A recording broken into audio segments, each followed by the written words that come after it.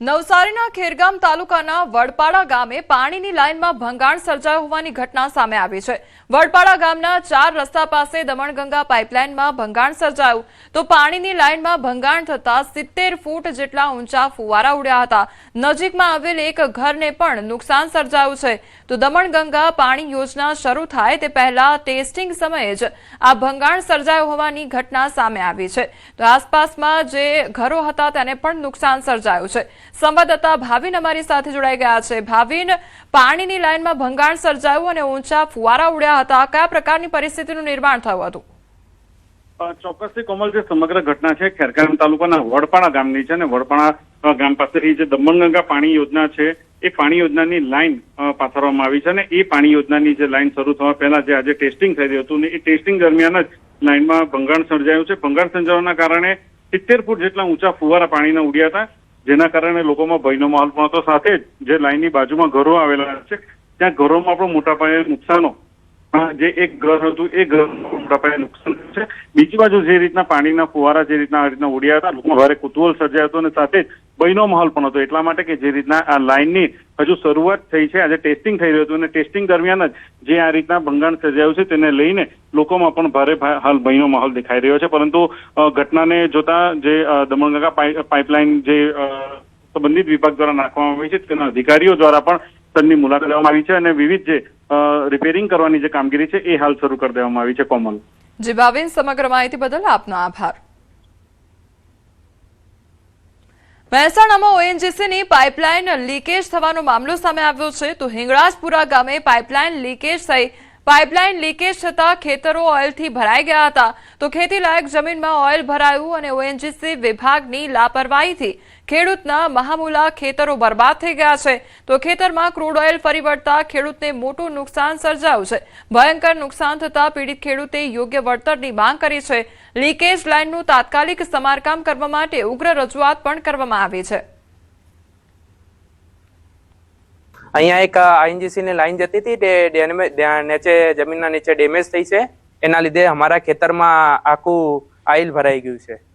એના લીધે અમે કંઈક અહીંયા ઉગાડી નહીં શકતા અને વધારે પ્રોબ્લેમ છે। ઓઇલ નીકળે વારે ઘડીએ એટલે જમીનો તો ખેડૂતોની બાતલ જ જાય, કંઈ પાકતું નથી।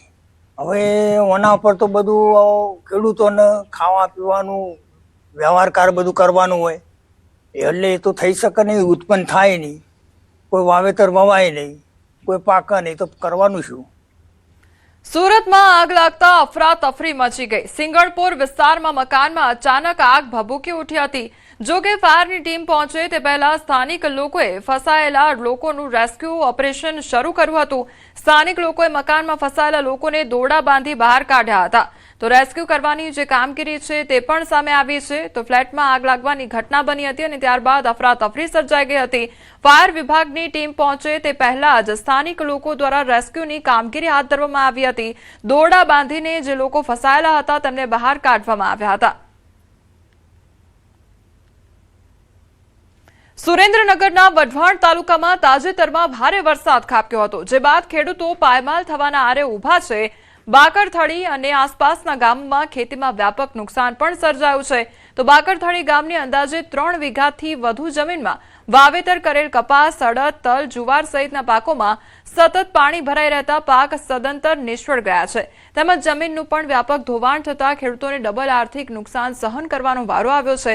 તો ખેતીનો ખર્ચ પણ ખેડૂતોને માથે પડે તેવી સ્થિતિ સર્જાઈ છે।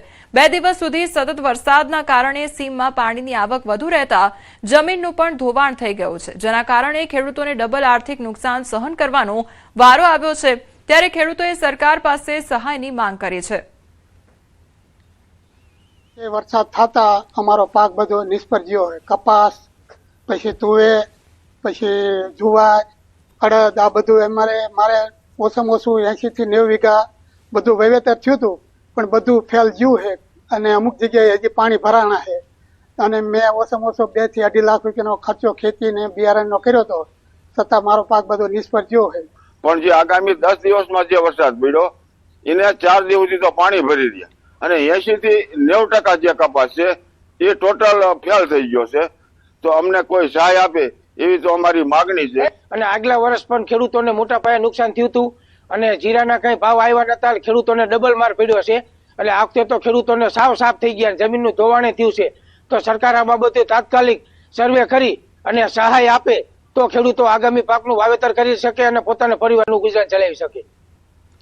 અમદાવાદમાં ચોમાસાની સિઝનમાં મચ્છરજન્ય રોગચાળો વકર્યો છે. ચાલુ મહિનાના 10 દિવસમાં જ ડેન્ગ્યુના 19 કેસ અને મેલેરિયાના 13 કેસ નોંધાયા છે. તો રોગચાળાને ડામવા એએમસીના આરોગ્ય વિભાગની કવાયત હાથ ધરવામાં આવી છે. શહેરના જાણીતા કોમર્શિયલ એકમમાં હાથ ધરાઈ છે તપાસ. મચ્છરના બ્રીડિંગ મળતા એકમ સામે લાલ આંખ કરવામાં આવી છે. શહેરના 600 થી વધુ એકમમાં તપાસ કરવામાં આવી તો 150 થી વધુ કોમર્શિયલ એકમોમાંથી મળ્યા છે મચ્છરના બ્રીડિંગ અને મચ્છરના બ્રીડિંગ મળતા એકમો સામે દંડનીય કાર્યવાહી કરવામાં આવી છે. અંદાજિત 4 લાખથી વધુ પેનલ્ટી વસૂલ કરવામાં આવી છે.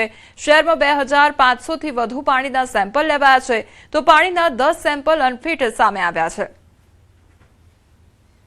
કોર્પોરેશન દ્વારા કન્સ્ટ્રક્શન સાઇટ કોમર્શિયલ પ્રીમાઇસીસ હોય ત્યાં અત્યારે હાલમાં કામગીરી શરૂ કરવામાં આવેલી છે.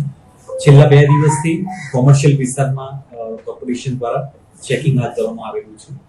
અંદાજિત 650 કરતા પણ વધારે આ પ્રકારે કોમર્શિયલ પ્રીમાઇસીસ ચેક કરવામાં આવેલી છે. ગુજરાતની એકમાત્ર એમ્સ હોસ્પિટલ સુધી પહોંચતો પરા પીપળિયા ગામના પાટિયાથી હોસ્પિટલ સુધીનો માર્ગ અત્યંત બિસ્માર બનતા દર્દીઓ સહિત વાહન ચાલકો હાલાકી ભોગવી રહ્યા છે. રસ્તા પરના ખાડાઓના કારણે દર્દીઓની તકલીફ વધી રહી હોવાની ફરિયાદો વચ્ચે પરા પીપળિયા ગામના પૂર્વ સરપંચે પણ તંત્ર સમક્ષ અનેક વખત રજૂઆત કરી હોવા છતાં સમસ્યાનો ઉકેલ આવ્યો નથી. તો રાજકોટ જિલ્લા ભાજપના પૂર્વ પ્રમુખ નાગદાનભાઈએ માર્ગ મકાન વિભાગને પત્ર લખી 13 ઓગસ્ટ સુધીમાં રસ્તાનું કામ શરૂ કરવાની માંગ કરી છે. જો સમય મર્યાદામાં રસ્તો નહીં બને તો ખંડેરી અને પરા પીપળિયા ગામના લોકો સાથે રસ્તા રોકો આંદોલન કરવાની ચીમકી આપવામાં આવતા આ મામલે રાજકીય ગરમાવો પણ આવ્યો છે. આ જે રોડ છે બહુ આજ છેલ્લા 4-5 વર્ષથી આના પોઝિશનમાં છે અને આના પોઝિશનમાં રોડ રહ્યો છે નથી. કોઈ કલેક્ટર સાહેબ અહીં નીકળે છે, ડીડીઓ સાહેબ નીકળે છે, મામલતદાર સાહેબ નીકળે છે, પ્રાંત સાહેબ નીકળે છે, બધા એમના હિસાબે વારંવાર બધા અધિકારી આવતા જ હોય પણ કોઈને આ રોડ ધ્યાનમાં નથી આવતો. બહુ હાલત ખરાબ છે. 10 વર્ષ થયા મારે પગ ભાંગ્યો. હા, ખાડામાં પસાર થાય તે થોડું દુખે. ગુજરાતની એકમાત્ર એમ્સ હોસ્પિટલ કે જ્યાં પહોંચવામાં જ દર્દીઓની કમર તૂટી જાય છે. આ રસ્તો છે તે રાજકોટ શહેરને એમ્સ અને પરાપીપળિયા ગામના લોકો સાથે જોડતો આ રસ્તો છે. આ રસ્તાની શું સ્થિતિ છે તે આ દ્રશ્યો જોઈ શકો છો. અહીંયા જે ખાડા છે આ ખાડા જોઈ શકો છો કે કેટલા મોટા ખાડા છે. અહીંથી જે વાહન પસાર થઈ રહ્યા છે તેમની શું સ્થિતિ છે કે જે રીતે અહીંયા જે વાહનો પસાર થઈ રહ્યા છે ખાડામાંથી જે છે વાહન પસાર થઈ રહ્યા છે. જે રીતે રાજકોટ શહેરમાં જે અલગ અલગ જે લોકો છે તે એમ્સ હોસ્પિટલે જતા હોય છે. રસ્તાની તો વાત જ જવા દો. ડીઝલના ભાવ વટાણા 100 આવવાના રોજામાં હાલીને અમે થાકી ગયા. કેવી તકલીફ પડે? બહુ તકલીફ પડે. આ ખાતર અમારે લેવું, મજૂર તેડવા મેળવા જાવ હોય તો આ બધી તકલીફ જ પડે. આ ખાડા કેવડા પડ્યા છે આમાં જો તો ખરા. અને આ રસ્તા મામલે તેમને જે છે આ રસ્તો રિપેર કરવામાં નહીં આવે તો આંદોલનની ચીમકી પણ ઉચ્ચારી છે. ત્યારે રસ્તાની હાલત જોઈ શકાય છે, પરિસ્થિતિ જોઈ શકાય છે. ત્યારે કહી શકાય કે એક તરફ જે છે એ રાજકોટ શહેરને સૌથી મોટી હોસ્પિટલ તો મળી છે પરંતુ તેમના સુધી પહોંચવાના રસ્તા છે તે હજુ પણ બિસ્માર છે. હાર્દિક જોશી, ન્યૂઝ 18 ગુજરાતી, રાજકોટ.